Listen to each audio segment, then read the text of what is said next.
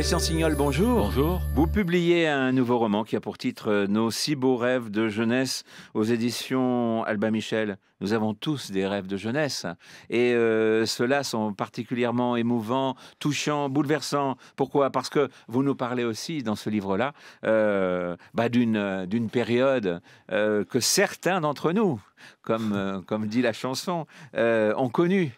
Oui, une période un peu ancienne, c'est-à-dire les années 30, puisque je l'ai située à cette époque-là, mais finalement c'est une période assez semblable à celle d'aujourd'hui, dans la mesure où dans les années 30, il y avait les crises économiques, beaucoup de chômage, comme aujourd'hui, des rapports très tendus entre les gens, les partis politiques, etc., et aussi la montée d'une extrême droite, du fascisme dans beaucoup de pays. Les Juifs fuyaient l'Allemagne, les Italiens fuyaient Mussolini, les Espagnols fuyaient Franco. Et donc, il y a quand même beaucoup de similitudes avec aujourd'hui. Alors, vos deux personnages, Étienne et Mélina, ils vivent pas loin d'un endroit où ils sont heureux, les bords de la Garonne, que vous connaissez très bien aussi. Je connais très bien les bords de la Garonne. Ils y étaient très heureux pendant leur enfance et leur adolescence, mais justement, à ce moment-là, en raison de problèmes familiaux et en raison de cette crise économique, ils ont été obligés de partir en ville, lui comme ouvrier dans une imprimerie et elle comme gouvernante dans une famille d'industriels qui travaillaient pour les chantiers de l'aviation à Toulouse. Et ils découvrent là un monde effectivement beaucoup différent de ce qu'ils ont connu, beaucoup plus rude, à laquelle ils ont beaucoup de mal à s'adapter. Quelles sont leurs personnalités à tous les deux? Ce sont des enfants de milieu rural d'une grande innocence, finalement, comme ils étaient à l'époque. Tous les enfants du monde rural étaient un peu comme ça à l'époque. Mais ils sont obligés de se durcir au fur et à mesure qu'ils font des découvertes de ce monde-là. Ouvrier très difficile, et ses rapports tendus, mais elle aussi qui découvre ce qu'est le monde de la richesse, de l'industrie de l'époque.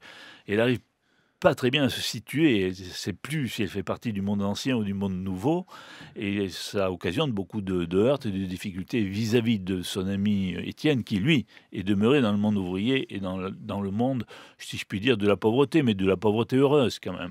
Et d'une certaine façon, pourtant, ils vont s'adapter, ils vont devoir s'adapter. Ils vont forcément devoir s'adapter parce qu'il n'y a pas moyen de faire autrement, c'est-à-dire le retour en arrière n'est pas possible puisqu'ils ont quitté justement ce milieu-là protégé dans la vallée de la Garonne, mais s'ils l'ont quitté, c'est parce qu'il n'y avait plus rien à faire. Leurs parents ont disparu, les seules familles qui habitaient là n'existent plus, il n'y a plus rien, donc il n'y a pas moyen de vivre. Et si, encore une fois, si les gens sont partis, ont quitté ce milieu des campagnes, c'est pas par plaisir, c'est par nécessité, c'est parce que le travail se trouvait ailleurs et qu'il fallait bien vivre. Donc, ça concerne en réalité de nombreuses familles et des milliers de gens qui ont subi cet exode rural. Peut dire des millions. Des millions de gens qui ont subi cet exode rural, au terme duquel on assiste à la désertification totale des campagnes aujourd'hui. Vous avez un exemple, c'est votre village? J'ai un exemple terrible, c'est celui de mon village où 30% des maisons... Où est situé votre village? Dans le Lot, un petit village du Lot, département du Lot, pas très loin de Martel, et pas très loin de Brive non plus, où 30% des maisons sont à vendre, et la gare est à vendre, et l'église est à vendre. Bien, croyez-moi, quand j'y reviens, pour pas voir ce spectacle accablant, je le contourne chaque fois. Ça doit vous faire mal au cœur, non? Ça me fait très, très, très, très mal au cœur parce que la vie était là, elle était heureuse finalement, c'était une vie protégée. La paysannerie des années 50 était ce que mon ami Bergogneau, le philosophe, dit, c'était ce que l'humanité avait fait éclore de meilleur.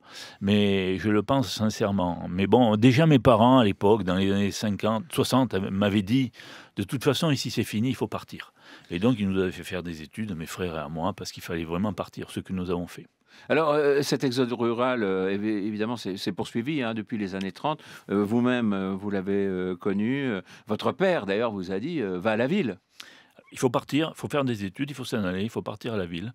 Ce que nous avons fait parce que il avait raison. Dans les années qui ont suivi notre départ, tout a changé. Et quand j'y revenais, moi, en quittant le lycée ou la faculté, je ne reconnaissais presque plus personne. Et puis surtout, les vitrines, les magasins avaient fermé.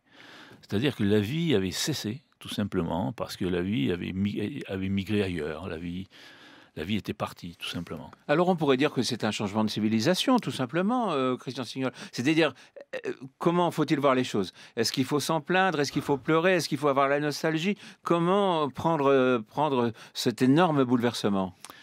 Je pense qu'il faut s'y adapter d'une manière ou d'une autre, parce qu'on ne peut pas vivre, tourner vers le passé. Il ne faut pas être passéiste. Mais moi, je pense que le progrès, je suis un homme de progrès, mais il faut que le progrès soit pensé et construit. Malheureusement, on sait bien que c'est pas tout à fait les idées ou la morale qui gouvernent le monde, mais des lois économiques dont le profit est le moteur permanent. Ce qui fait qu'on arrive aujourd'hui à des situations économiques un peu folles, accentuées par la mondialisation, qui donne la situation d'aujourd'hui, quoi. Nous avons coupé complètement nos racines, nos liens avec le monde naturel, avec le monde sensible, ce qui a permis, par exemple, à Michel Onfray, dans son ouvrage Cosmos, de d'écrire que la ville avait tué le ciel. C'est-à-dire, nous avons rompu complètement nos liens avec le monde, le milieu naturel. Et nous avons donc en même temps rompu l'équilibre qui, pendant des siècles, avait assuré la permanence de l'humanité. Évidemment, ça fait peur pour, des gens qui ont connu ça, mais est-ce que ça n'est pas, cette alternative, cette nouvelle vie qui arrive, est-ce qu'elle ne peut pas être aussi excitante malgré tout? Je sais pas, je vous pose la question. Excitante, je sais pas, sans doute pour les jeunes générations.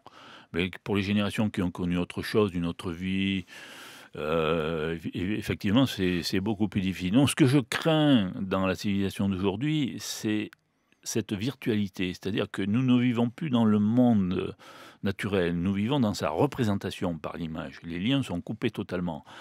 Et je pense que ces jeunes générations qui sont nées avec l'image et qui vivent constamment avec elle, vivent dans la virtualité. Mais la virtualité, c'est pas le monde réel. Je pense qu'un jour ou l'autre, cet antagonisme-là, finalement, peut poser des problèmes graves dont nous ne soupçonnons pas tout à fait encore l'ampleur. La nostalgie est toujours ce qu'elle est, contrairement peut-être à ce que disait Simone Signoret. Elle est toujours un peu, parce que encore une fois, on a toujours la nostalgie des lieux où on a commencé à vivre, de ce qu'on a connu, etc. Comme, encore une fois, comme Gauguin, hein, qui au Marquise a peint son dernier tableau. Et pourtant, il était loin. Ouais, Il voilà. était loin, mais il a peint son dernier plein tableau, Pacifique. c'est en plein Pacifique. Il a peint un paysage de Bretagne sous la neige. Donc, il était quand même encore très attaché au lieu de son enfance. Merci beaucoup, Christian Signal. Alors, je rappelle le titre de votre livre, Nos si beaux rêves de jeunesse, donc aux éditions Albin Michel.